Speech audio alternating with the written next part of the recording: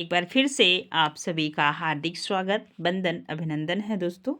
आपको बताना चाहेंगे कि यह प्रैक्टिस श्रृंखला उच्च स्तरीय हिंदी की प्रतियोगी परीक्षाओं के लिए है, जिसमें आप TGT, PGT, LDC, UGC net assistant professor तक के सिलेबस को ध्यान में रख के यहाँ प्रश्नोत्तरी बनाई गई है। आइए आज का पहला प्रश्न देखते हैं। आचार्य रामचंद्र शुक्ल ने अंग्रेजी ढंग का पहला मौलिक उपन्यास किसे माना है? ए ऑप्शन बालकृष्ण भट्ट का नूतन ब्रह्मचारी, राधा कृष्ण दास का निस्सहाय हिंदू, श्रीनिवास दास का परीक्षा गुरु। तो सी ऑप्शन आपका सही होगा। सी ऑप्शन होगा जो शुक्ल जी ने अंग्रेजी ढंग का पहला मौलिक उपन्यास माना है। नेक्स्ट प्रश्न आज का दूसरा प्रश्न है। सुमेलित करना है आपको। यहाँ पे प्रश्न है, उसके सुमेलित कीजिए। एक प्रश्न से आपको 4 से 5 प्रश्न मिलेंगे। आप थोड़ा धैर्य के साथ वीडियो को पूरा वॉच कीजिएगा तो आप समझ पाएंगे प्रश्नों का लेवल। अब आप ध्यान देंगे प्रश्न संख्या 2। प्रश्न संख्या 2 का देखेंगे, गोरखनाथ और उनका युग यह किसकी रचना है? तो धर्मवीर भारती की है, 3 नंबर। यहाँ पे 3 नंबर। नाथ संप्रदाय, तो नाथ संप्रदाय देखेंगे आप पीताम्बर दत्त बर्थवाल का है, 1 नंबर। यहाँ पे देखेंगे आप सी, हिंदी काव्य में निगुण निर्गुण संप्रदाय, सी ऑप्शन। तो ये हो जाएगा हजारी प्रसाद द्विवेदी का। डी है सिद्ध साहित्य, किसका है? तो सिद्ध साहित्य राघव का है। तो आपका ए ऑप्शन सही होगा। याद रखिएगा, कुछ प्रश्न आपको नए मिलेंगे जिसे आप नोट करते जाइएगा। नेक्स्ट आज का तीसरा प्रश्न है, निम्नलिखित कहानियों में से कौन सी कहानी सर्वप्रथम सरस्वती पत्रिका में निबंध के रूप में प्रकाशित हुई थी? याद रखिएगा, दुलाई वाली, राही, कानों में कंगना राधिका रमण सिंह की है, और आप देखेंगे राही सुभद्रा कुमारी चौहान की है, और ये चंद्रध्वज से मेरी बातें और दुलाई वाली, ये दोनों कहानियों से आप परिचित होंगे। लगभग ये सारी कहानियां यूजीसी नेट के पाठ्यक्रम में होंगे। तो आप ये बताएंगे कि प्रश्न थोड़ा सा बदला हुआ है कि निम्नलिखित कहानियों में से कौन सी कहानी सर्वप्रथम सरस्वती पत्रिका में निबंध के रूप में प्रकाशित हुई? तो आपको बताना है ए, दुलाई वाली। ए ऑप्शन आपका सही होगा।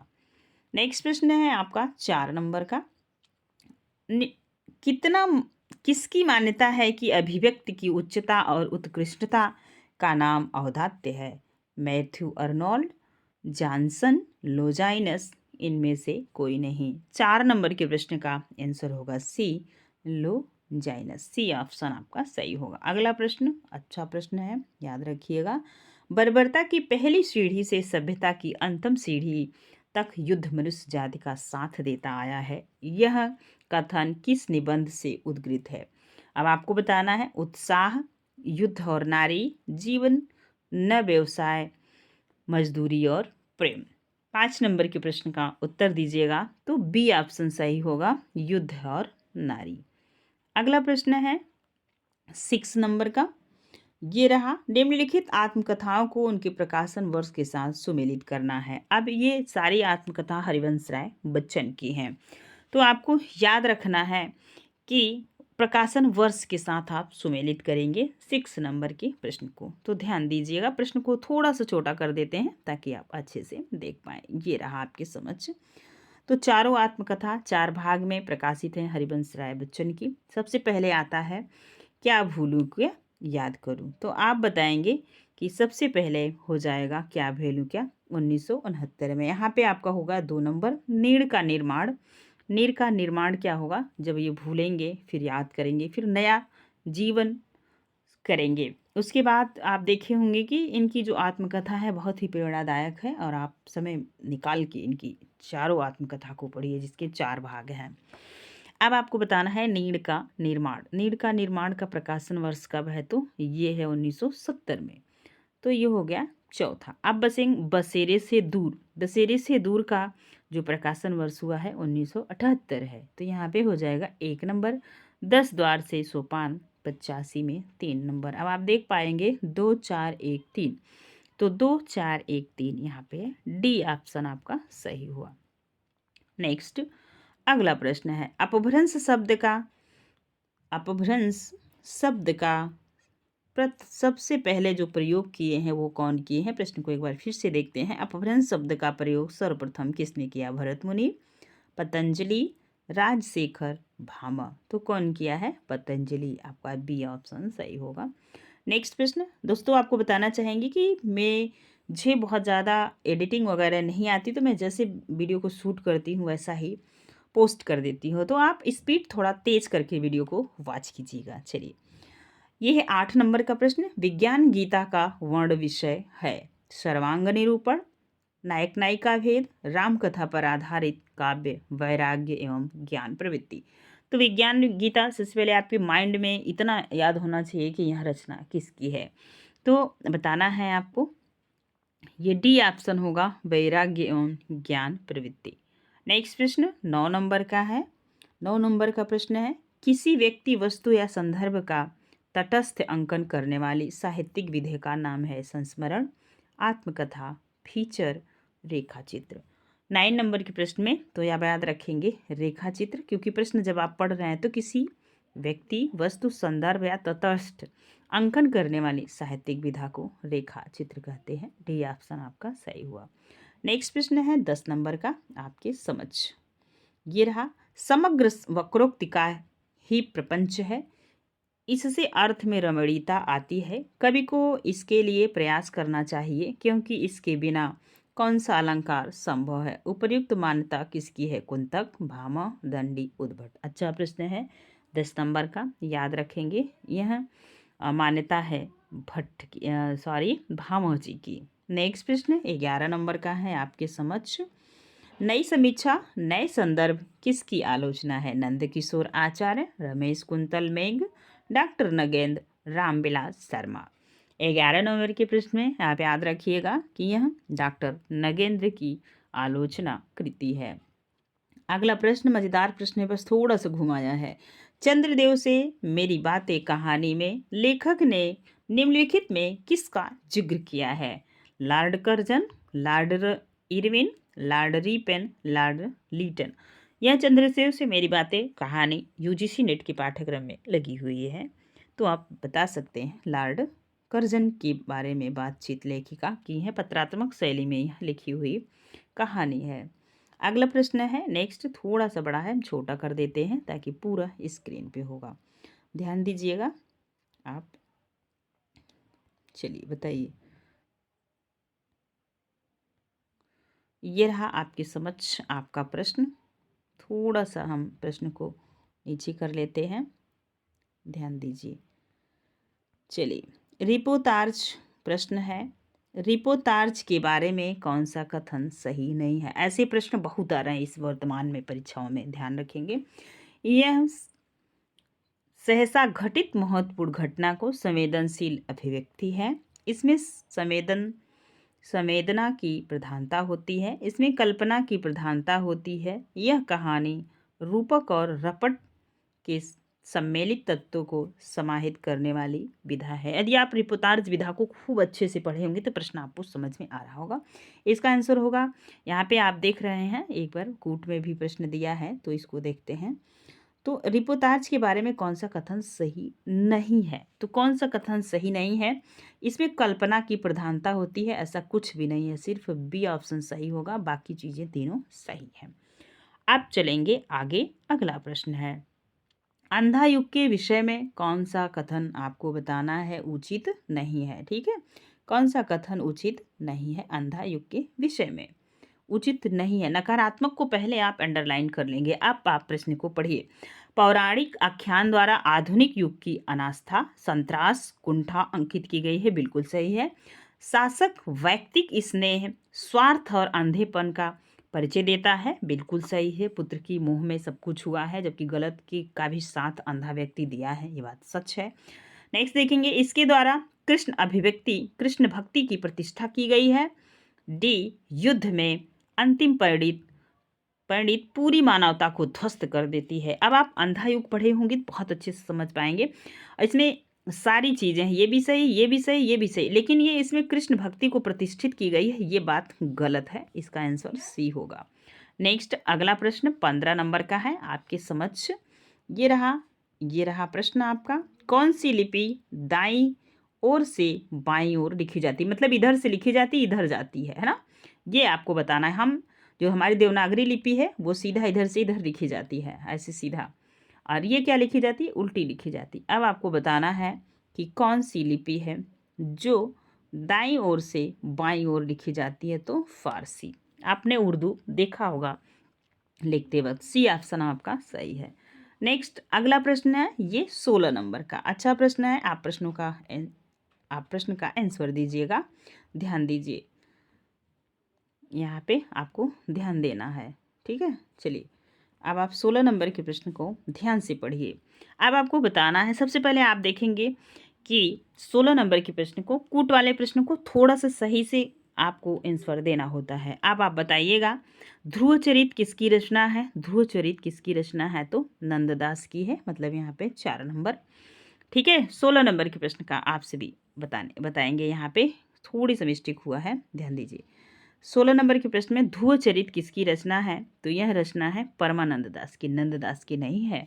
सूरसागर किसका है, सूरसागर हो जाएगा आपका, यहाँ देखेंगे आप, तो 16 नंबर के प्रश्न का आंसर दीजिए आप सभी। तो यहाँ पे ये 3 नंबर सही है, और सूरसागर सूरदास की रचना है। भंवर गीत किसका है, एक तो आता है ऐसे भ्रमर गीत, उसको भी याद रखिएगा, भंवर गीत है तो ये नंददास की है, किसकी है, तो ये भंवर गीत नंददास की है। अब जुगल किशोर आप बता देंगे, ये कृष्णदास की रचना है, आपका आंसर हो जाएगा बी नंबर सही होगा। नेक्स्ट आगे चलें, अगला प्रश्न है 17 नंबर का। ब्राह्मण न तो किसी राज्य, आप प्रश्न को देखिए, कथन है, यहाँ कथन किसका है बाद में बताएंगे, पहले ये देखिए किस नाटक से लिया गया है। ब्राह्मण न तो किसी के राज्य में पलता है, और न किसी के अन्न पर पलता है, न राज्य में रहता है न अन्न पर पलता है। यह कथन जयशंकर प्रसाद के किस नाटक से है, तो चंद्रगुप्त नाटक से है, और चाणक्य का कथन है। किसका कथन है, चाणक्य का कथन है, सी ऑप्शन आपका सही होगा। अगला प्रश्न है 18 नंबर का प्रश्न आपके समक्ष है, अच्छा प्रश्न है, उत्तर दीजिए। रामचरितमानस के उत्तरकांड के संबंध में असत्य कथन कौन सा है, क्योंकि यूजीसी नेट की पाठ्यक्रम में लगा हुआ है उत्तरकांड। इसमें राम के लोकाश्रय आनंद का चित्रण है, यह कवि को कालजयी रचना का समापन बिंदु है। इसमें शैव एवं वैष्णव मतों का समन्वय दृष्टिगत है। इस कांड में कवि ने युगीन समस्याओं का उचित तथा सर्वग्राही समाधान किया है, बिल्कुल सही है। तो यहाँ पे आप देखेंगे आपका बी ऑप्शन जो है कि गलत है, असत्य कथन पूछा है। तो यहाँ पे देखेंगे यह कवि की कालजयी रचना है, लेकिन समापन बिंदु नहीं, ऐसी बहुत सारी रचनाएं हुई हैं, एक चीज आप याद रखेंगे, बी ऑप्शन आपका सही होगा। अब ये प्रश्न आपके समक्ष 19 नंबर का है। यहाँ पे आपको बताना है मित्र संवाद किसके बीच होने वाले पत्रों का संकलन है। रामविलास शर्मा निराला, रामविलास शर्मा नागार्जुन, रामविलास शर्मा नामोर सिंह, रामविलास शर्मा केदारनाथ अग्रवाल।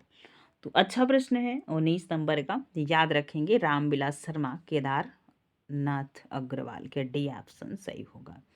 अगला प्रश्न है, ऐसा ही टीजीटी में प्रश्न पूछा गया था, तो आप याद रखेंगे, ध्यान दीजिए।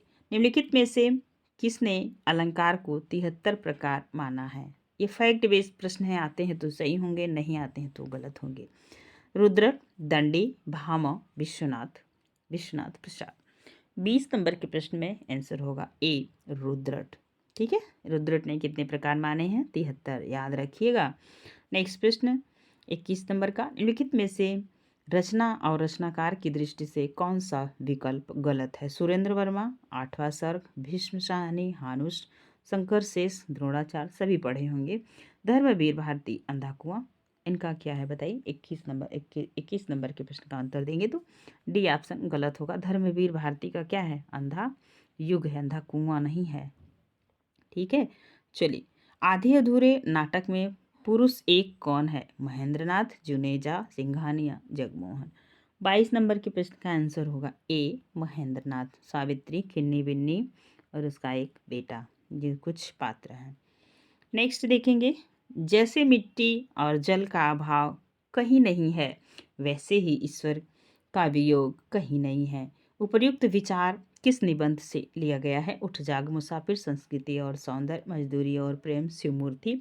23 नंबर का प्रश्न है, इसका आंसर होगा डी। ऐसा ही प्रश्न यूजीसी नेट 2023 के प्रश्न में भी हाल फिलहाल में पूछा गया था, वो भी शिवमूर्ति से ही लिया गया है, इसमें यहाँ से प्रश्न बन रहे हैं। एक साहित्य की डायरी में लिखित अध्यायों को पहले के बाद के क्रम से लगाई। ऐसा ही प्रश्न इस बार की परीक्षा में पूछा गया है। इस बार यूजीसी नेट की परीक्षा में पूछा गया था कि असाध्य वीणा को क्रम से लगाइए, है ना। ऐसी पूछा जा रहा है, पंक्ति बाई पंक्ति कैसे कैसे है। तो याद रखना, किसी भी रचना को पढ़ते वक्त आपको इन बातों का ध्यान रखना पड़ेगा। 24 नंबर के प्रश्न में आपको बताना है। तो सबसे पहले आएगा तीसरा क्षण, 2 नंबर। इसके बाद आ जाएगा, आप देख पाएंगे, इसके बाद आएगा एक मित्र की पत्नी का प्रश्न। अब साहित्य की डायरी यदि आपने ये बहुत अच्छे से पढ़ा होगा तो ये प्रश्न आपके लिए अच्छे होंगे, है ना। अब आपको बताना है। इसके बाद आएगा ये 2 नंबर आएगा। फिर डूबरे डबरे पर सूरज, ये आ जाएगा तीसरा नंबर। इसके बाद आ जाएगा ये हाशिए पर कुछ नोट्स, 5वां नंबर। इसके बाद आ जाएगा एक मित्र की पत्नी का प्रश्न, छठा नंबर पे ये आ जाएगा, 1 नंबर वाला आएगा। इसके बाद आएगा 5 के बाद 1 आएगा, इसके बाद 4 आ जाएगा, वीर कर। तो ये बी ऑप्शन आपका सही होगा, याद रखेंगे आप, ध्यान दीजिएगा। नेक्स्ट प्रश्न है 25 नंबर का आपके समक्ष। बचपन और यौवन में जिस प्रकार का जीवन उन्हें जीना पड़ा था उससे संतुष्ट नहीं थे। वे निचली गहराइयों से होकर ऊपर उठे। उक्त विकल्प में दिए गए किस लेखक के से संबंधित है? तुलसीराम, शरतचंद, गजानन माधव, मुक्तिबोध, राम वृक्ष बेनीपुरी। तो ये जो है शरतचंद से लिया हुआ है। शरतचंद का यह संबंधित है, लेखक से संबंधित है। अगला प्रश्न है आपके समझ थोड़ा सा बड़ा है और अंजू दीदी से एक प्रश्न हर बार परीक्षा में आता है, तो इनको आप ध्यान दीजिएगा। चलिए बताइए, ये रहा आपके समक्ष 26 नंबर का प्रश्न। अंजू दीदी, नाटक के संबंध में निम्नलिखित में से कौन से कथन सही है? सही बताना है, गलत नहीं बताना है। 26 नंबर के प्रश्न में आप याद रखिएगा। तो अंजू दीदी के कारण ही नीरज सफल हो पाया। अंत में वह उनके प्रति कृतज्ञता दर्शाता है, गलत बात है। अंजू दीदी एक आदर्श बहन के रूप में दिखाई गई, ये भी तो सही नहीं है। आगे देखेंगे, ओमी नीरज की पत्नी है, बिल्कुल सही है। इंद्र नारायण अंजू के पति हैं, जो अंजू के दमन के शिकंजे में बुरी तरह फंसे हुए हैं, ये भी बात सही नहीं है। आगे देखेंगे, नीरज और ओमी की पुत्री नीलम है। अब आपको बताना है 26 नंबर के प्रश्न में। तो ये तीसरा और ये चौथा दोनों बातें सही हैं, 3 और 4 बाकी गलत है। ठीक है, डी ऑप्शन आपका सही होगा, ये 5वां भी सही नहीं है। अगला प्रश्न है आपके समझ 27 नंबर का, कई बार यह पूछा हुआ प्रश्न है, तो हम देख लेते हैं। हिमाद्री तुंग सिंह से प्रबुद्ध शुद्ध भारती, स्वयं प्रभा समुज्जला स्वतंत्रता पुकारती। उपयुक्त गीत कहाँ से लिया गया है? तो सबको पता है प्रसाद जी के। अब आपको बताना है लिया कहाँ से गया है। 27 नंबर में तो चंद्रगुप्त नाटक से लिया गया है। अगला प्रश्न है 28 नंबर का, ज्ञानवान लड़कियां घबराती नहीं हैं, सब काम किए जाती हैं। यह कथन देवरानी जेठानी की कहानी उपन्यास में किस पात्र की है? बताओ। सुखदेई छोटेलाल द्वारा, आनंदी और आनंदी के पिता द्वारा। 28 नंबर के प्रश्न का उत्तर दीजिएगा। तो ये आनंदी के पिता द्वारा कहा गया है। नेक्स्ट अगला प्रश्न है 29 नंबर का, इनमें से कौन सा उपन्यास रागी राघव का नहीं है? तो देव की का बेटा, घरौदा, कब तक पुकारूं, कुरकुर, स्वाहा। अब आपको बताना है 29 नंबर के प्रश्न को, याद रखिएगा, नहीं पूछा गया है। क्या पूछा गया है? नहीं, रागी राघव का उपन्यास नहीं है। 29 नंबर के प्रश्न में अब आप बताएंगे। तो ये जो है केवल 4 ये नहीं है, कुरकुर स्वाहा, बाकी ये तीनों है। 29 नंबर के प्रश्न अब चलेगी। ये आप 30 नंबर के प्रश्न को देखिए। ये रहा आपके समक्ष 30 नंबर का प्रश्न, ध्यान दीजिएगा। अली कली ही सोबध्यो आगे कौन हवाल, उक्ति में कवि बिहारी का कौन सा रूप प्रकट किया है? दार्शनिक, प्रवचनकर्ता, उद्बोधक, नीति का रूपक, है ना। अलग सा प्रश्न, ऐसे प्रश्न परीक्षा में पूछे जाते हैं। तो उद्बोधक, सी ऑप्शन आपका सही होगा। नेक्स्ट अगला प्रश्न है, ध्यान दीजिएगा, कौन सी भाषा द्रविड़ परिवार की नहीं है? कन्नड़, मलयालम, बांग्ला, तेलुगु। अब आपको बताना है द्रविड़ परिवार की नहीं है। भाषा विज्ञान आप ढंग से पढ़े होंगे तो ये प्रश्न आप बना पाएंगे। तो ये बांग्ला नहीं है, बाकी है। नेक्स्ट अगला प्रश्न है, अब आपको ध्यान देना है। असंगत युग्म का चयन करना है। घनानंद असंगत कौन सा वही बताना है। घनानंद, कृष्ण कौमुदी, द्विजदेव, नव रस तरंग, हठी जी, राधा सुधा शतक, भिखारी दास शतरंज सतिका। नया प्रश्न है ना आपके लिए। चलिए, ये बी ऑप्शन आपका असंगत है, बाकी सभी संगत है। 32 नंबर के प्रश्न में बी ऑप्शन आपका सही होगा। नेक्स्ट प्रश्न है आपका 33 नंबर का। निम्नलिखित में से कौन सा युग्म असंगत है। तिरस्कार मोहनदास नैमिषारण्य, अन्य से अनन्या, प्रभाग्यथान, जूठन वाल्मीकि, हाथ से रमणिका गुप्ता। असंगत पूछा गया है, 33 नंबर के प्रश्न है। तो तिरस्कार अब आप बताएंगे किसका है। मोहनदास नैमिषारण्य का नहीं है, बाकी ये तीनों रचनाएं सुमेलित हैं। चलिए, ऐसा ही कुछ आपके प्रश्न फिर आपके समक्ष आए। उपन्यास और उपन्यासकार के असंगत युग्म की पहचान कीजिए।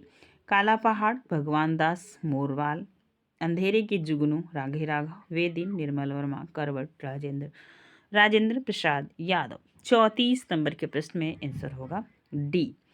डी ऑप्शन आपका सही होगा। यही असंगत है, बाकी सभी संगत हैं। चलिए, नेक्स्ट प्रश्न है अगला प्रश्न 35 नंबर का। वह सफ़र था कि मुकाम था कृति की लेखिका हैं। मैत्री पुष्पा, मृदुला गर्ग, उषा प्रेमवता, प्रभा खेतान। 35 नंबर के प्रश्न में आंसर होगा ए मैत्री पुष्पा। अगला प्रश्न है, बहुत बार पूछा जाता है, रिपीटेड प्रश्न है। तद दोषो शब्दार्थो सगुणा वलंकृति पुनः क्वापि किस आचार्य द्वारा निरूपित है। पंडित जगन्नाथ, मम्मट, दंडी, महिम भट्ट। 36 नंबर के प्रश्न में तो यह मम्मट का कथन है या उनकी युक्ति है। ये रहा 37 नंबर का प्रश्न। प्रश्न थोड़ा सा बड़ा है तो हम यहाँ पे देखेंगे। तो बताइए आप सभी, थोड़ा सा हम छोटा करते हैं प्रश्न को। प्रश्न एक बार आप पढ़ लीजिए। यहाँ पे असेप्शन रीजन का प्रश्न है। यहाँ पे कथन और कारण दिया गया है। और अब आप पढ़िए कि आपको बताना है। शुक्ल जी सिद्धों की रचनाओं को शुद्ध साहित्य के अंतर्गत नहीं रखते हैं, क्योंकि उनका मानना है कि ज्योतिष आयुर्वेद और ग्रंथ रूप में लिखी गई, जिन्हें भाषा की समझ के लिए इस्तेमाल किया जाता। स्पष्ट रूप में इन्होंने यह चीज़ लिखी हुई है। तो दोनों बातें यहाँ पे सही हैं। ठीक है, आप एक चीज़ याद रखेंगे, बातें दोनों सही हैं, लेकिन जो व्याख्या है वो सही नहीं है।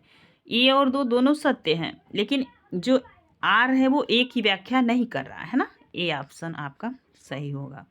यहाँ पे आप 1 मिनट हम फिर से प्रश्न को देख लेते हैं। थोड़ा सा आप याद रखिए, मैंने बी पे क्लिक कर दिया, ये सही है। ए ऑप्शन आपका सही है, व्याख्या भी सही हो रही है और प्रश्न भी सही है। 37 नंबर के प्रश्न का आप थोड़ा सा माफ़ी चाहेंगे। चलिए, अगला प्रश्न है 38 नंबर का। ध्यान दीजिए। निम्नलिखित निबंधों को उनके लेखकों के साथ सुमेलित कीजिए। अब आपको बताना है, फटाफट सुमेलित कर दीजिए। सुनो भाई साधो। 38 नंबर के प्रश्न में आपको बताना है सुनो भाई साधो किसका है। तो यहाँ पे आप याद रखेंगे। ठीक है, चलिए बताइए। मैंने सिल पहुँचाई, यह किसका है। तो यह विद्यानिवास मिश्र का है। 4 नंबर। ठीक है, अब आपको बताना सुनो भाई साधो। तो सुनो भाई साधो हरिशंकर परसाई का है, सबको पता है। शिखरों के सेतु हो सकता है यहाँ आपके लिए नया हो, तो यहाँ पे आपको ध्यान देना है। शिखरों के सेतु ये है शिव प्रसाद सिंह की। इनकी रचनाएं बहुत कहानी वहानी पूछी जाती है, आप इन्हें एक बार ध्यान से पढ़िए, शिव प्रसाद सिंह को। अब आपको बताना है डी नंबर। यहाँ पे बताना है रस आखेटक किसका है। तो कुबेर नाथ राय का है। तो 4 और 1 यहाँ पे आप देख रहे हैं, आपका बी ऑप्शन सही होगा। कौन सा ऑप्शन सही होगा। बी। ये रहा आपका 38 नंबर का प्रश्न। अब आप चलेंगे 39 नंबर के प्रश्न को देखेंगे। ये रहा आपके समझ 39 नंबर का प्रश्न। हिंदी साहित्य में शुक्ल जी का वही महत्व है जो उपन्यासकार के रूप में प्रेमचंद या निराला का है। कथन किसका है बताइए। जो दोनों को समीक्षा किए होंगे वही बताएंगे अच्छे से। इस प्रश्न का आंसर दीजिएगा। तो यह डॉक्टर नंदुलाल वाजपेयी, रामविलास शर्मा, नगेंद्र, डॉक्टर दीनदयाल गुप्ता। तो बी ऑप्शन सही होगा, रामविलास शर्मा। कहा जाता है कि शुक्ल जी की जो समीक्षा की नीति थी, वैसा ही कुछ इन्होंने रामविलास शर्मा ने उसे आगे बढ़ाया है ना। जब साहित्य पढ़ेंगे तो अच्छे से समझ पाएंगे। अगला प्रश्न है 40 नंबर का। 14 सितंबर 1949 के दिन हिंदी को किस रूप में स्वीकृत किया गया? राष्ट्रभाषा, संपर्क भाषा, मानक भाषा, भारत संघ की राजभाषा। 40 नंबर का प्रश्न, इजी प्रश्न, हजारों बार आप इस प्रश्न को देखे होंगे, आता रहता है एग्जामों में। आप देखेंगे 41 नंबर का प्रश्न आपके समक्ष है। सूरदास के दृष्टिकूट पद किस काव्य संग्रह में संकलित हैं? सुरसागर, साहित्य लहरी, सुरसरावली, इनमें से कोई नहीं। 41 नंबर के प्रश्न का आंसर होगा बी, साहित्य लहरी है। चलिए आप देखेंगे 52 नंबर का प्रश्न है। 42 नंबर का 42 नंबर का प्रश्न है, लिखित में से कौन सी रचना देव की नहीं है? ये बताना है कौन सी। अष्टयाम तो मतिराम की है, सबको पता है। अब आप देख पाएंगे कि जब ए कट गया तो ये गया, अब नहीं है पूछा रहा है तो ए जिसमें होगा वही होगा। ऐसे भी आप आंसर कर सकते हैं, है ना। 42 नंबर के प्रश्न का आप सभी उत्तर दीजिएगा। तो यहाँ पे आप देख पाएंगे नहीं है पूछा जा रहा है, निम्नलिखित में से कौन सी रचना देव की नहीं है? तो ये एक तो आपका हो जाएगा अष्टयाम और एक हो जाएगा आपका ये अंग दर्पण। तो यहाँ पे ऑप्शन ही थोड़ा गड़बड़ दिया है। 42 नंबर के प्रश्न में आप सब बताइएगा। तो यहाँ पे आप देव की रचना देख रहे हैं तो नहीं है, तो ये यहाँ पे आ जाएगा दूसरा, चौथा दिया है, बट अष्टयाम मतिराम की रचना है और इसको आप याद रखेंगे। हो सकता है आप इसी प्रश्न को निकाल ही दीजिए, लेकिन आंसर होगा डी। ठीक है, ये भी नहीं है, इतना आप याद रखिएगा। चलिए ये रहा आपका 43 नंबर का प्रश्न। पत्रिका और उनके प्रकाशन वर्ष आरंभ की दृष्टि से इनमें से कौन सा विकल्प संगत असंगत है बताना है।